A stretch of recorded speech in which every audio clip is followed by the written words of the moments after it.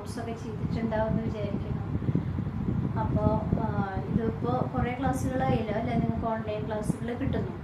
അപ്പോൾ എങ്ങനെയുണ്ട് ഓൺലൈൻ ക്ലാസ്സുകൾ എന്നുള്ളത് കഴിഞ്ഞ പ്രാവശ്യം ഞാൻ ചോദിച്ചു. ഇനി നമുക്ക് ഈ പറഞ്ഞ പോലെ ഈ ക്ലാസ്സുകളൊക്കെ കേട്ട് പഠിച്ച് പറയുന്ന നോട്ട്സൊക്കെ ചെയ്തതിന് ശേഷം നമുക്ക് എക്സാമുകളും കാര്യങ്ങളൊക്കെ ഓൺലൈനായിട്ട് തന്നെ ചെയ്യേണ്ടി വരും. അപ്പോൾ അതും കൂടെ എന്താ പറയുക, നിങ്ങൾ അതിന് വേണ്ടിയിട്ടും കൂടി പ്രിപ്പയർ ചെയ്യേണ്ടി വരും. അപ്പോൾ ക്ലാസ്സുകൾ തമാശയായിട്ടൊന്നും എടുക്കാതെ സീരിയസ് ആയിട്ട് തന്നെ കാണും. പിന്നെ കഴിഞ്ഞ ക്ലാസ്സിൽ എന്താ പറഞ്ഞു നിർത്തിയെന്ന് ഓർമ്മയുണ്ടോ? Scope of human resource management അല്ലേ.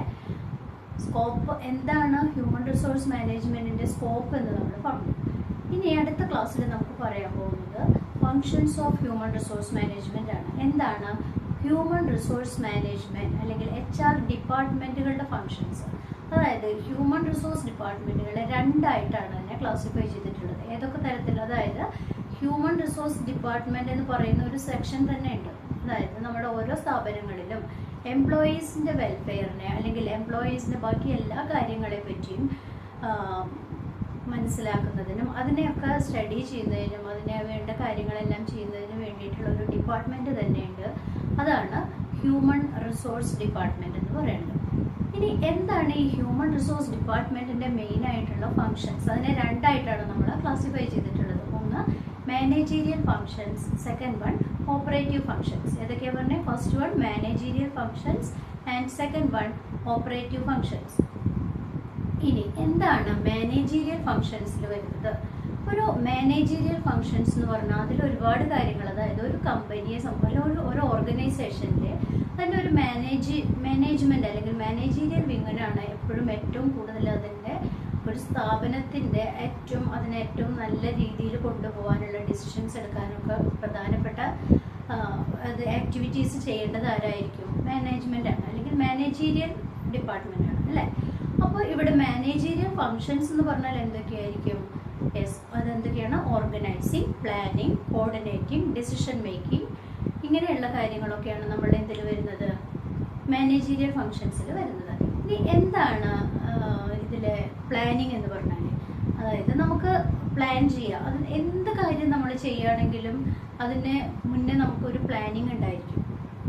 ഇപ്പോൾ ഫോർ എക്സാമ്പിൾ നമുക്ക് പറയുകയാണെങ്കിൽ ഒരു ക്ലാസ് നമ്മൾ എടുക്കുകയാണെങ്കിലും നമുക്കൊരു പ്ലാനിങ് ഉണ്ടായിരിക്കും. കാരണം ഇന്ന് ഏത് ടോപ്പിക്കാണ് നമ്മൾ എടുക്കേണ്ടത്, ആ ടോപ്പിക്കിൽ എന്തെല്ലാം കാര്യങ്ങളെ പറ്റി നമ്മൾ എക്സ്പ്ലെയിൻ ചെയ്യണം, അതിന് എന്തൊക്കെ ആ പർട്ടിക്കുലർ ഭാഗത്ത് നിന്ന് എന്തൊക്കെ നോട്ട്സ് കൊടുക്കണം, ഇതൊക്കെ നമുക്കൊരു വളരെ സിമ്പിളായിട്ടുള്ളൊരു കാര്യം.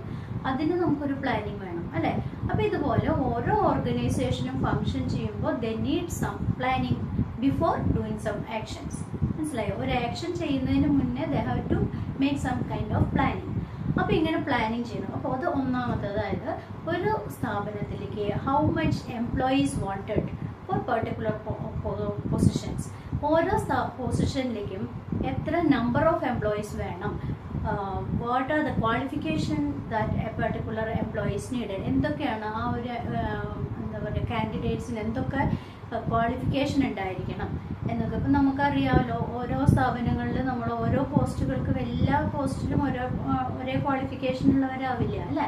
അപ്പോൾ ഏതൊക്കെ ക്വാളിഫിക്കേഷൻ ഉള്ളവരെ ഏതൊക്കെ പോസ്റ്റുകളിൽ അപ്ലൈ ചെയ്യണം, എത്ര നമ്പർ ഓഫ് എംപ്ലോയീസ് അവിടെ ആവശ്യമുണ്ട് എന്നൊക്കെ ഡിസൈഡ് ചെയ്യുന്നതിനെയാണ് നമ്മൾ എന്ത് പറയുന്നത്? പ്ലാനിങ് എന്ന് പറയുന്നത്. ഇനി ഓർഗനൈസിങ് എന്ന് പറഞ്ഞിട്ടുണ്ടെങ്കിൽ in this process they have to coordinate all the activities of an organization. ഒരു ഓർഗനൈസേഷനിലെ എല്ലാ ആക്ടിവിറ്റീസിനെയും എന്ത് ചെയ്യണം? പ്രോപ്പറായിട്ട് കോർഡിനേറ്റ് ചെയ്യണം. ഈ കോർഡിനേഷൻ എവിടെയെങ്കിലും ഒന്ന് ഫ്ലോപ്പായാൽ എന്താ ഉണ്ടാവുക? അതിൻ്റെ ആ ഒരു ഫ്ലോ മൊത്തം ഇല്ലാതെയാവും അല്ലേ. So coordination is very important. അപ്പോൾ കോർഡിനേഷൻ എന്ന് പറയുന്നതാണ് നമ്മുടെ രണ്ടാമത്തെ കാര്യം. ഇനി ഡിസിഷൻ മേക്കിംഗ്. ഇനി നമുക്ക് എന്ത് കാര്യത്തിനും നമുക്ക് ഇപ്പോൾ ചെയ്യേണ്ട കാര്യങ്ങൾ ഇപ്പോൾ ചെയ്യണം, അത് നിർബന്ധമായിട്ടും ചെയ്തേ പറ്റൂ. ആ ഡെസിഷൻ നമ്മൾ എടുക്കുക. എപ്പോഴാണോ നമ്മൾ അങ്ങനെ ഒരു ഡിസിഷൻ എടുക്കുന്നത് അതിന് വളരെ ഇമ്പോർട്ടൻ്റ്. അതായത് ഇപ്പോൾ ഒരു സ്ഥാപനത്തിൻ്റെ പ്രോഫിറ്റ് ഉണ്ടാവാനും ലോസ് ഉണ്ടാവാനും ചില പർട്ടിക്കുലർ ഡിസിഷൻസ് എന്ന് പറയുന്നതിൽ വളരെ ഇമ്പോർട്ടൻസ് ഉണ്ട്. അപ്പോൾ ഡിസിഷൻ മേക്കിംഗ് എന്ന് പറയുന്നത് it's A very important factor for the development and growth of an organisation എന്നാണ് പറയുന്നത്. So that is A main function of management, അല്ലെങ്കിൽ ഒരു മാനേജീരിയൽ ഫങ്ഷനിലെ ഏറ്റവും ഇമ്പോർട്ടൻ്റ് ആയിട്ട് നമുക്ക് പറയാൻ പറ്റുന്നതാണ് കോർഡിനേഷൻ. ഇനി നമുക്ക് പറയാൻ പറ്റും ഡിസിഷൻ മേക്കിംഗ് എന്ന് പറഞ്ഞാൽ. ഇനി നമുക്ക് എന്താ പറയുക, പ്ലാനിങ് പറഞ്ഞു. പിന്നെ ഇനി അടുത്തത് ഓർഗനൈസിങ് ആണ്. ഓർഗനൈസിങ് എന്ന് പറഞ്ഞാൽ നമുക്കറിയാൻ പറ്റും എല്ലാ കാര്യങ്ങളെയും നമുക്ക് പ്രോപ്പറായിട്ട് ഒരു ഓർഗനൈസ് ചെയ്യണം. കാര്യങ്ങളെ A to Z എല്ലാ കാര്യങ്ങളെയും പ്രോപ്പറായിട്ട് അറേഞ്ച് ചെയ്യുക എന്നുള്ളതാണ് വേറൊരു ഫംഗ്ഷൻ പറയുന്നത്. പിന്നെ planning, organising, decision making, coordination, പിന്നെ എന്താ പറയുക, ഇങ്ങനത്തെ ഇതൊക്കെയാണ് നമ്മളുടെ ഒരു മാനേജീരിയൽ ഫംഗ്ഷൻ്റെ പ്രധാനമായിട്ടും പറയുന്ന കാര്യങ്ങൾ. അതുപോലെ തന്നെ ഏറ്റവും ഒരു ഹ്യൂമൻ റിസോഴ്സ് മാനേജ്മെൻറ്റിൻ്റെ മാനേജറിൻ്റെ വെൽഫെയർ ആക്ടിവിറ്റീസിനും വളരെ ഇമ്പോർട്ടൻ്റ് ആണ് അല്ലേ. അപ്പോൾ അതിലും നമുക്ക് വളരെ പ്രോപ്പറായിട്ട് ഏത് സമയത്ത് എങ്ങനെയൊക്കെ രീതിയിലാണ് നമ്മുടെ എംപ്ലോയീസിനെ ഹാൻഡിൽ ചെയ്യേണ്ടത്, എങ്ങനെയൊക്കെയാണ് അവരുടെ സാലറി പ്രൊവൈഡ് ചെയ്യേണ്ടത് എന്നുള്ള കാര്യങ്ങളെ പറ്റിയൊക്കെ നമുക്ക് എന്താണ് വെൽഫെയർ ആക്ടിവിറ്റീസിൽ പറയുന്നുണ്ട്. അപ്പോൾ അതും ഒരു പ്രധാനപ്പെട്ട ഫംഗ്ഷനായിട്ട് കണക്കാക്കുന്നു.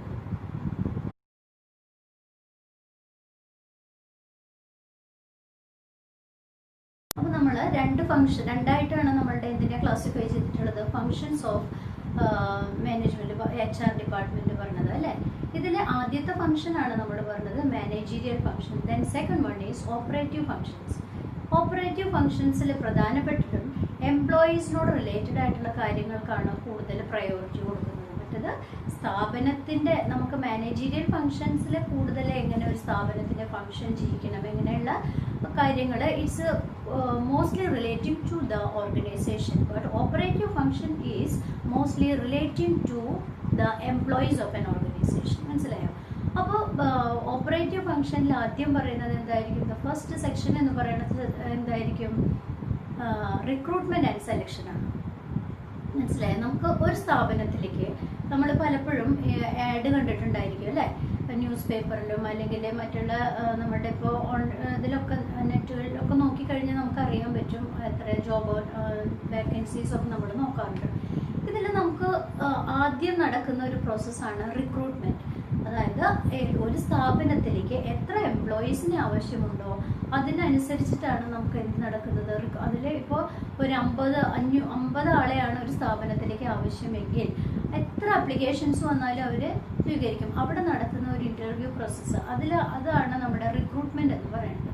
അതായത് എലിജിബിൾ ആയിട്ടുള്ള കാൻഡിഡേറ്റ്സ് ആണോ എന്നുള്ള ഒരു ടെസ്റ്റാണ് ആദ്യത്തെ നമ്മുടെ റിക്രൂട്ട്മെന്റ് സെഷനിൽ നടക്കുന്നത്. ഇവിടെ റിക്രൂട്ട്മെന്റ് കഴിഞ്ഞാൽ നെക്സ്റ്റ് സെഷൻ എന്ന് പറയുന്നത് എന്തായിരിക്കും? സെലക്ഷൻ ആയിരിക്കും അല്ലേ.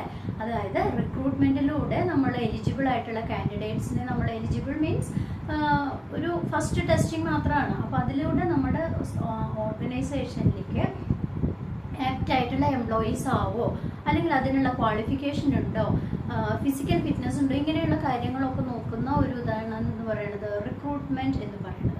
ദെൻ നെക്സ്റ്റ് സ്റ്റെപ്പ് എന്ന് പറയുന്നതാണ് സെലക്ഷൻ. റിക്രൂട്ട്മെന്റ് കഴിഞ്ഞാൽ അടുത്തതാണ് സെലക്ഷൻ. ഈ സെലക്ഷൻ പ്രോസസ്സിലൂടെയാണ് ഒരു സ്ഥാപനത്തിലേക്ക് ആപ്റ്റ് ആയിട്ടുള്ള എംപ്ലോയീസിനെ അവർ ചൂസ് ചെയ്യുന്നത്. മനസ്സിലായോ? അതായത് റിക്രൂട്ട്മെന്റ് കഴിഞ്ഞിട്ട് സെലക്ഷൻ ചെയ്യുന്നു. സെലക്ഷനിലൂടെയാണ് നമ്മൾ എന്ത് ചെയ്യുന്നത്? അടുത്ത ഒരു എംപ്ലോയീസിനെ നമ്മൾ ചൂസ് ചെയ്ത് സെലക്ട് ചെയ്യുന്നത്. അപ്പോൾ അതാണ് ആദ്യത്തെ ഒരു പോയിന്റ് എന്ന് പറയുന്നത്. ഇനി സെക്കൻഡ് വൺ, സെലക്ഷൻ കഴിഞ്ഞാൽ എന്തായിരിക്കും നെക്സ്റ്റ് എന്ന് പറയുന്നത്? Training and development. അതായത് സെലക്ട് ചെയ്ത എംപ്ലോയീസ് നമുക്കറിയാൻ പറ്റും എല്ലാവർക്കും ക്വാളിഫിക്കേഷൻ ഉണ്ടായിരിക്കാം. പക്ഷെ ഒരു എംപ്ലോയിക്ക് സ്ഥാപനത്തിന് വേണ്ടുന്ന സ്കില്ല് കിട്ടണമെങ്കിൽ എന്ത് വേണം? Definitely they need some training അല്ലേ. ഓരോ സ്ഥാപനങ്ങളും ഓരോ രീതിയാണ് പല വർക്കുകൾക്കും കീപ്പ് ചെയ്യുന്നുണ്ടാവുക. So these persons need some training എന്നാൽ മാത്രമാണ് അത് സ്ഥാപനത്തിൻ്റെ രീതിക്ക് അനുസരിച്ച് എംപ്ലോയീസിനെ കൊണ്ടുവരാൻ പറ്റുള്ളൂ. ആ ട്രെയിനിങ്ങിലൂടെ എന്തുണ്ടാവുന്നു? They get development that lead to the growth of organisation അല്ലേ. നല്ല എംപ്ലോയീസ് ആണ് ഒരു സ്ഥാപനത്തിൻ്റെ അസറ്റ്. നമ്മൾ മുന്നേ പറഞ്ഞു employees are considered as capital.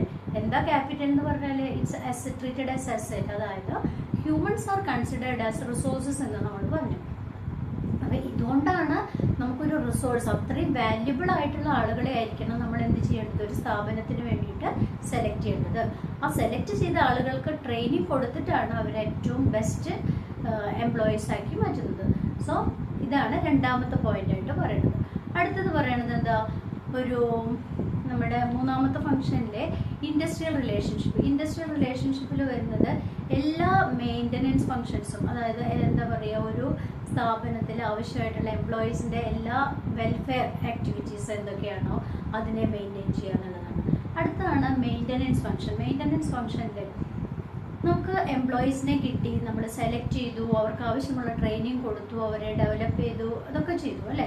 അടുത്തത് നമുക്ക് മെയിൻ്റനൻസ് ഓഫ് എംപ്ലോയീസ്. എന്താ മെയിൻ്റനൻസ് എന്ന് പറഞ്ഞിട്ടുണ്ടെങ്കിൽ നമ്മൾ സാധാരണ കേട്ടിട്ടുണ്ട്, മെയിൻ്റനൻസ് എന്ന് പറഞ്ഞാൽ വണ്ടി അല്ലെങ്കിൽ എന്തെങ്കിലും അങ്ങനെയുള്ള സാധനങ്ങളൊക്കെ മെയിൻ്റനൻസ്. അതുപോലെ എംപ്ലോയീസിനെ മെയിൻ്റനൻസ് ചെയ്യുക എന്ന് പറഞ്ഞാൽ എന്താ, അതായത് നമ്മളെപ്പോഴും ഒരു സ്ഥാപനത്തിൽ ജോലി ചെയ്തുകൊണ്ടിരിക്കുമ്പോൾ എപ്പോഴും നമുക്ക് വേറൊരു സ്ഥാപനത്തിലേക്ക് പോകണം എന്നുള്ളൊരു ചിന്ത ഒരു എംപ്ലോയിക്ക് ഉണ്ടാവുക. അതായത് ഒരു എംപ്ലോയിയുടെ എക്സ്പെക്റ്റേഷൻസിൽ കിട്ടാവുന്ന വേജസോ അല്ലെങ്കിൽ റെമ്യൂണറേഷൻസോ ഒന്നും ഇല്ലാതെ വരിക, അല്ലെങ്കിൽ ഒരു സാറ്റിസ്ഫൈഡ് വർക്കിംഗ് അറ്റ്മോസ്ഫിയർ ഇല്ലാതെയാവുക, അല്ലെങ്കിൽ ഒരു നല്ല മാനേജ്മെൻറ്റ് സപ്പോർട്ട് ഇല്ലാതെയാവുക. ഈ കാര്യങ്ങളൊക്കെ definitely an employee want to change there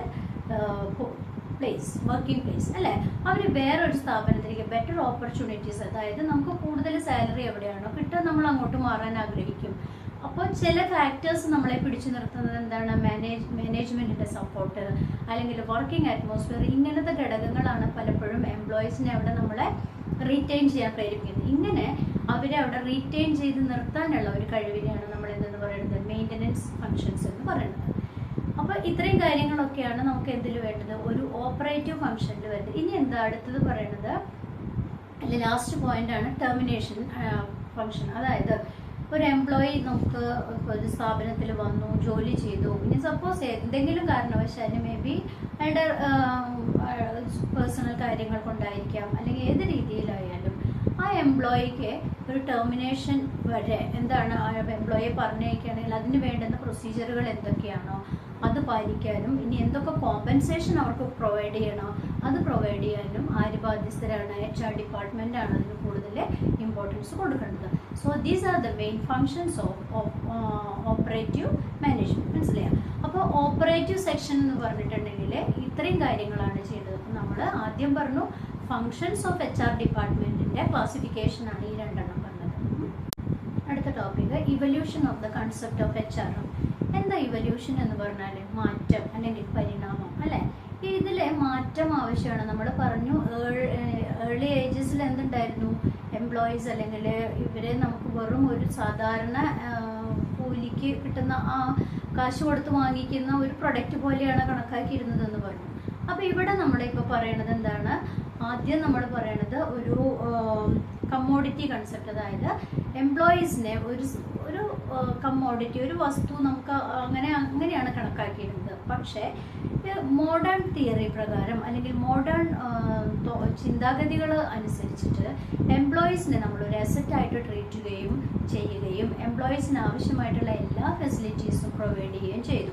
അപ്പോൾ എംപ്ലോയീസിനെയാണ് ഇവിടെ ഏറ്റവും പ്രഷ്യസ് ആയിട്ടുള്ള ഒരു റിസോഴ്സായിട്ട് കണക്കാക്കുന്നത്. അതാണ് നമ്മൾ എന്തെന്ന് പറയുന്നത്, കമ്മോഡിറ്റി കൺസെപ്റ്റ്. അപ്പോൾ പണ്ട് നമ്മൾ വെറുതെ വാങ്ങിയിരുന്ന ഒരു ഒപ്പീനിയനും ഇല്ല, അല്ലെങ്കിൽ ഒരു യാതൊരു രീതിയിലുള്ള ഫെസിലിറ്റീസോ വെൽഫെയർ കാര്യങ്ങളോ ഒന്നിനെ പറ്റിയും പണ്ട് ചിന്തിച്ചിരുന്നില്ല. പക്ഷെ ഇന്നെന്ന് പറയുന്നത് കൂടുതൽ ഇമ്പോർട്ടൻസ് എംപ്ലോയീസിന് കിട്ടുന്നു. അതാണ് കമ്മോഡിറ്റി കൺസെപ്റ്റ്.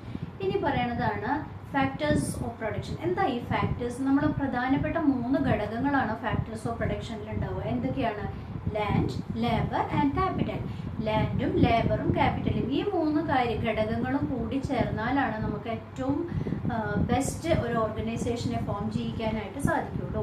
അപ്പോൾ ഇവിടെ ഒരു ഏർലിയർ കോൺസെപ്റ്റിൽ എന്താ ഉണ്ടായിരുന്നതെന്ന് വെച്ചിട്ടുണ്ടെങ്കിൽ ഹ്യൂമൻസ്, ദാറ്റ് മീൻസ് ഹ്യൂമൻ, ഇവിടെ ആരായിരിക്കും ഹ്യൂമൻസ് എന്ന് പറഞ്ഞാൽ? യെസ്, ലേബേഴ്സ് ആയിരിക്കും അല്ലേ. So labours are considered as just commodity.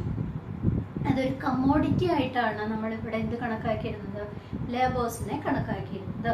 അപ്പോൾ ഇന്ന് നമ്മളുടെ മോഡേൺ അപ്രോച്ച് പ്രകാരം ഇപ്പോൾ നമ്മൾ എങ്ങനെയാണ് എംപ്ലോയീസിനെ കണക്കാക്കുന്നത്? എംപ്ലോയീസിനെ നമ്മൾ ഏറ്റവും ഫാക്ടേഴ്സ് ഓഫ് പ്രൊഡക്ഷനിൽ ലാൻഡും ലേബറും ക്യാപിറ്റലും പോലെ, ലാൻഡിനെ പോലെ ക്യാപിറ്റലിനെ പോലെ തന്നെയാണ് കണക്കാക്കിയിരുന്നത്, ഒരു ഘടകം മാത്രം. പക്ഷേ ഇന്ന് നമുക്ക് പറഞ്ഞ പോലെ ഏറ്റവും വാല്യുബിൾ ആയിട്ട് നമ്മൾ ആരെ കണക്കാക്കുന്നു? എംപ്ലോയീസിനെ കണക്കാക്കുന്നു. ഇനി അടുത്തത് പേഴ്സണൽ മാനേജ്മെന്റ്. പേഴ്സണൽ മാനേജ്മെന്റിൽ എന്താ പറയണത് എന്ന് വെച്ചിട്ടുണ്ടെങ്കിൽ it give more importance to the employees. Not മുന്നത്തെ പോലെ ഒരു കാരണവശാലും അത് ഓർഗനൈസേഷൻ്റെ സക്സസിനെയോ അവരുടെ മാനേജ്മെൻറ്റിൻ്റെ ബെനിഫിറ്റിനെയോ മാത്രം ഫോക്കസ് ചെയ്തുകൊണ്ടല്ല, അതായത് എംപ്ലോയീസിൻ്റെ പേഴ്സണൽ കാര്യങ്ങൾക്ക് കൂടെ കൂടുതൽ ഇമ്പോർട്ടൻസ് കൊടുക്കുന്നുണ്ട്. ഇനി അടുത്തത് വെൽഫെയർ ആസ്പെക്റ്റ് ആണ്. വെൽഫെയർ ആസ്പെക്റ്റിൽ എന്താ പറയുന്നത്, നമുക്കൊരു സ്ഥാപനത്തിൽ നമ്മൾ ജോലിക്ക് പോകുന്നു, പിന്നെ ശമ്പളം തരുന്നു, നമ്മൾ പറഞ്ഞ ജോലി ചെയ്യുന്നു. ഇതിനേക്കാൾ ഉപരി employees have some kind of എന്താ എന്തുണ്ട് എംപ്ലോയീസിന് അവരുടേതായിട്ടുള്ള ചില അവകാശങ്ങളുണ്ട് അല്ലേ. ദേ ഹാവ് സം റൈറ്റ്സ്, അവർക്ക് ചില റൈറ്റ്സ് ഉണ്ട്. ഈ റൈറ്റ്സ് എന്ന് പറയുന്നത് എന്തായിരിക്കും, they need good working atmosphere. അവർക്ക് നല്ലൊരു വർക്കിംഗ് അറ്റ്മോസ്ഫിയർ വേണം. അതുപോലെ തന്നെ എല്ലാ വെൽഫെയർ ഫെസിലിറ്റീസും അവർക്ക് ആവശ്യമാണ്. അതേപോലെ ട്രാൻസ്പോർട്ടേഷൻ ഫെസിലിറ്റി ആയാലും അല്ലെങ്കിൽ അവരുടെ റിലാക്സേഷൻ്റെ കാര്യത്തിനായാലും ഇതിനൊക്കെ നിർബന്ധമായിട്ടും ഒരു പെർട്ടിക്കുലർ ടൈം എന്തായാലും കീപ്പ് ചെയ്യണം എന്നുള്ളത് ഒരു HR ഡിപ്പാർട്ട്മെൻറ്റ് നിർബന്ധമായിട്ടും HR മാനേജ്മെൻറ്റ് പറയുന്നുണ്ട്. അപ്പോൾ ഇതും ഒരു വലിയ കാര്യമാണ്. ഇനി ഇൻഡസ്ട്രിയൽ ആസ്പെക്റ്റിൽ പറയുന്നത് എന്താ, പ്രോപ്പർ ആയിട്ടുള്ള കോർഡിനേഷൻ, പ്ലാനിങ്, ഇങ്ങനെയുള്ള എല്ലാ കാര്യങ്ങളെയും ആരും കൂടി ഭാഗമാണ്, എംപ്ലോയീസ് കൂടിയും ഭാഗമാണ്. ഇത്രയും കാര്യങ്ങളാണ് നമ്മളുടെ ഇതിൽ പറയണത്. ഇപ്പോൾ ഈ ഇത്ര ഇതിൽ നമ്മൾ പറഞ്ഞ പോലെ മാനേജീരിയൽ ഫംഗ്ഷനും ഓപ്പറേഷൻ ഫംഗ്ഷനും കഴിഞ്ഞിട്ട് നമ്മൾ ഇപ്പോൾ ഈ പറഞ്ഞ ഒരു മെയിനായിട്ടുള്ള ഘടകങ്ങളും കൂടി അത്യാവശ്യമാണ്. അപ്പോൾ ഇത്രയും കാര്യങ്ങളാണ് ഈ ടോപ്പിക്കിൽ നമ്മൾ പറയുന്നത്. നെക്സ്റ്റ് ടോപ്പിക് എന്ന് പറയുന്നത് അപ്രോച്ചസ് ആണ്. മെയിനായിട്ട് നമ്മുടെ ഹ്യൂമൻ റിസോഴ്സ് മാനേജ്മെൻറ്റിൻ്റെ പ്രധാനപ്പെട്ട 4 അപ്രോച്ചസ് ആണുള്ളത്. ഒന്ന് behavioural approach, scientific approach, system approach and human resource management. These are the 4 important approaches in human resource management.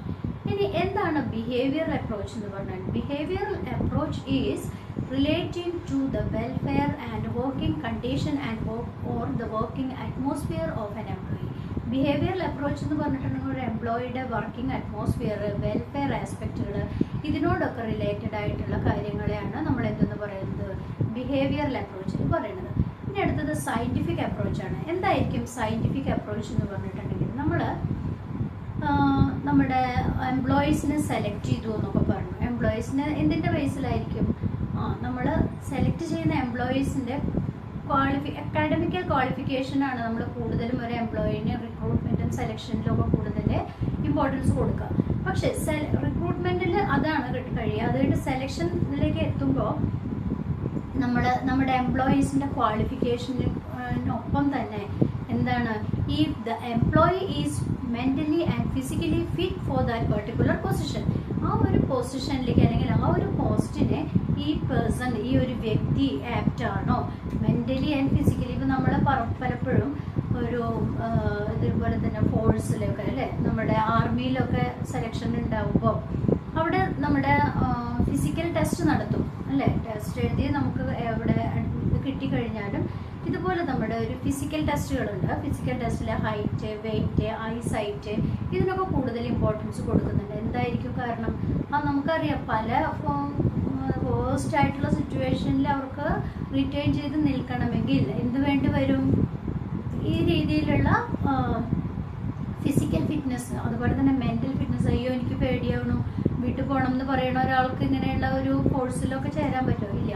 അപ്പോൾ അവിടെ എന്തും കൂടി ഇമ്പോർട്ടൻ്റ് ആണ്, ഒരു ഫിസിക്കൽ ഫിറ്റ്നസ്സും കൂടി, അല്ല മെൻ്റൽ ഫിറ്റ്നസ്സും ആവശ്യമാണ്. അപ്പോൾ ഈ രീതിയിൽ ഒരു മെൻ്റലി ആൻഡ് ഫിസിക്കലി ഫിറ്റ്നസ്സും കൂടി ടെസ്റ്റ് ചെയ്യുന്നതിനെയാണ് നമ്മൾ സയൻറ്റിഫിക് അപ്രോച്ച് എന്ന് പറയുന്നത്. Then next one is system approach. എന്തായിരിക്കും സിസ്റ്റം? Every organisation has some kind of system അല്ലേ. ഒരു സിസ്റ്റമാറ്റിക് ആയിട്ടുള്ള ഒരു വർക്കിംഗ് അറ്റ്മോസ്ഫിയർ എല്ലായിടത്തും ഉണ്ടായിരിക്കണം. ഈ സിസ്റ്റമാറ്റിക് വർക്കിംഗ് അറ്റ്മോസ്ഫിയർ ഉണ്ടെങ്കിൽ മാത്രമാണ് ആ സ്ഥാപനത്തിൻ്റെ ഒരു ഡെവലപ്മെൻറ്റ് ഉണ്ടായിട്ടുള്ളൂ. സോ ഇവിടെ നമ്മുടെ സിസ്റ്റമാറ്റിക് അപ്രോച്ചിൽ പറയുന്നത് എന്തൊക്കെയായിരിക്കും, റിക്രൂട്ട്മെൻറ്റ്, സെലക്ഷൻ, ട്രെയിനിങ്, ഡെവലപ്മെൻറ്റ്, അതുപോലെ തന്നെ അപ്പോയിൻമെൻറ്റ്, പിന്നെ ത്രൂ അതിലൂടെയൊക്കെ പോയിട്ട് അവസാനം എന്തായിരിക്കും, അപ് ടു റിട്ടയർമെൻറ്റ്. അതുവരെ നമുക്ക് എന്തുണ്ടായിരിക്കണം, ഒരു സിസ്റ്റമാറ്റിക് ആയിട്ടുള്ള ഒരു അപ്രോച്ച് ഉണ്ടായിരിക്കണം. തോന്നിയ രീതിയിൽ ആ കാര്യങ്ങളായി കഴിഞ്ഞ് ഒരു സ്ഥാപനങ്ങൾക്കും നിലനിൽപ്പുണ്ടായിരിക്കില്ല. So system approach is very important. And the last one is human resource management.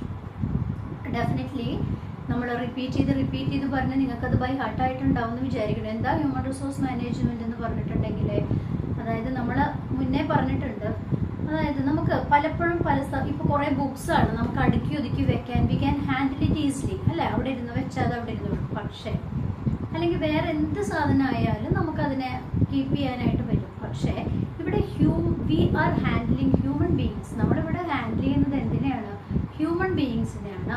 അതുകൊണ്ട് തന്നെ ഇത് നമുക്ക് വളരെ ഹാൻഡിൽ വിത്ത് എന്താ പറയുക, ഹാൻഡിൽ വിത്ത് കെയർഫുള്ളി എന്ന് പറയാൻ വേണമെങ്കിൽ, അത് അങ്ങനെ ഹാൻഡിൽ ചെയ്തിട്ടില്ല എങ്കിൽ നമുക്ക് എന്തുണ്ടാവും, നമ്മൾ ഉദ്ദേശിച്ച ഒരു റിസൾട്ട് കിട്ടിയെന്ന് വരില്ല. സോ ഒരു എംപ്ലോയീസിനെ മാനേജ് ചെയ്യുമ്പോൾ അല്ലെങ്കിൽ ഒരു സ്ഥാപനത്തിലെ വർക്കേഴ്സിനെ ഹാൻഡിൽ ചെയ്യുമ്പോൾ അവരുടെ പേഴ്സണൽ ആസ്പെക്റ്റുകൾ, അതുപോലെ തന്നെ അവരുടെ വെൽഫെയർ ആസ്പെക്റ്റുകൾ, അവരുടെ ഫിനാൻഷ്യൽ ആസ്പെക്റ്റ്, ഇങ്ങനെയുള്ള എല്ലാ മേഖലകളിലും the human resource management must give that priority. മനസ്സിലായി? എല്ലാ മേഖലകളിലും ഇവർ ഈ ഒരു പ്രയോറിറ്റി കൊടുത്തിട്ടുണ്ടായിരിക്കണം. അപ്പോൾ ഹ്യൂമൻ റിസോഴ്സ് മാനേജ്മെന്റ് എന്ന് പറയുന്നത് വളരെ ഇമ്പോർട്ടൻ്റ് ആയിട്ടുള്ളൊരു ഘടകമാണ്.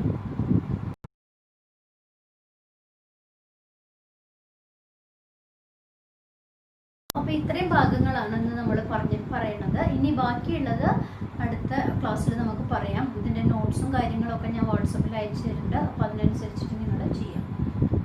ക്ലാസ് എല്ലാവർക്കും മനസ്സിലായിട്ടുണ്ടെന്ന് വിചാരിക്കുന്നു. ആവശ്യമുള്ളവർക്ക് സംശയങ്ങൾ എന്തെങ്കിലും ഉണ്ടെങ്കിൽ ചോദിക്കാം. കഴിഞ്ഞ ക്ലാസ്സിലും പറഞ്ഞിരുന്നു, റെസ്പോൺസ് ഒന്നും കണ്ടില്ല ഞാൻ. അപ്പോൾ നോട്ട്സൊക്കെ ഞാൻ അയച്ചു തരാം. Okay, thank you.